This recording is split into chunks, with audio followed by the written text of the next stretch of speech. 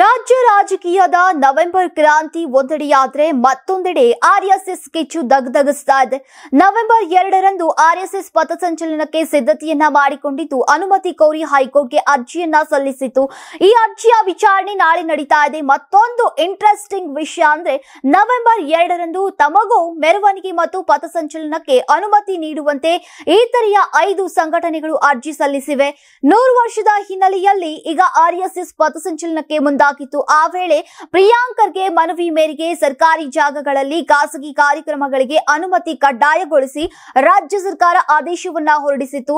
ಇದರಿಂದ ಕೆಂಡಾಮಂಡಲರಾಗಿದ್ದಂತಹ ಆರ್ಎಸ್ಎಸ್ ಬಿಜೆಪಿಗರು ರಾಜ್ಯಾದ್ಯಂತ ಪಥಸಂಚಲನವನ್ನ ಹಮ್ಮಿಕೊಂಡಿದ್ರು. ಆದ್ರೆ ಚಿತ್ತಾಪುರದಲ್ಲಿ ಅನುಮತಿ ನೀಡಿರಲಿಲ್ಲ. ಇದನ್ನ ಪ್ರಶ್ನಿಸಿ ಈಗ ಹೈಕೋರ್ಟ್ ಮೊರೆ ಹೋಗಿದ್ರು. ಆದ್ರೆ ಈಗ ನವೆಂಬರ್ 2ರಿಂದ ತಮಗೂ ಅನುಮತಿ ನೀಡುವಂತೆ ಒಂದಲ್ಲ ಎರಡಲ್ಲ ಬರೋಬ್ಬರಿ 5 ಸಂಘಟನೆಗಳು ಮನವಿಯನ್ನ ಮಾಡಿವೆ. ಭೀಮ್ ಆರ್ಮಿ, ಕುರುಬ ಸಂಘಟನೆ, ಕ್ರೈಸ್ತ ಸಮುದಾಯ, ರೈತ ಸಂಘ, ಹಸಿರು ಸೇನೆ ಬೇರೆ ಬೇರೆ ಕಾರಣಗಳೊಂದಿಗೆ ಪ್ರತಿಭಟನಾ ಮೆರವಣಿಗೆಗೆ ಸಜ್ಜಾಗಿವೆ. ಆರ್ಎಸ್ಎಸ್ ಸೇರಿ ಒಟ್ಟು 6 ಸಂಘಟನೆಗಳು ಒಂದೇ ದಿನ ಪಥಸಂಚಲನಕ್ಕೆ ಮನವಿಯನ್ನ ಮಾಡಿವೆ. ಇದು ಜಿಲ್ಲಾಡಳಿತ ಹಾಗೂ ತಾಲೂಕು ಆಡಳಿತಗಳಿಗೆ ನುಂಗಲಾರದ ಬಿಸಿ ತುಪ್ಪವಾಗಿದೆ.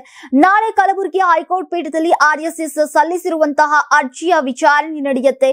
ಇನ್ನು ಅರ್ಜಿಗಳ ಬಗ್ಗೆ ಜಿಲ್ಲಾಡಳಿತ ಯಾವ ರೀತಿಯ ವರದಿಯನ್ನ ಸಲ್ಲಿಸುತ್ತೆ ಮತ್ತು ಅಂತಿಮವಾಗಿ ಯಾರಿಗೆ ಚಿತ್ತಾಪುರದಲ್ಲಿ ಪಥಸಂಚಲನಕ್ಕೆ ಅವಕಾಶ ಸಿಗಲಿದೆ ಅನ್ನೋದು ಈಗ ತೀವ್ರ ಕುತೂಹಲವನ್ನ ಕೆರಳಿಸಿದೆ.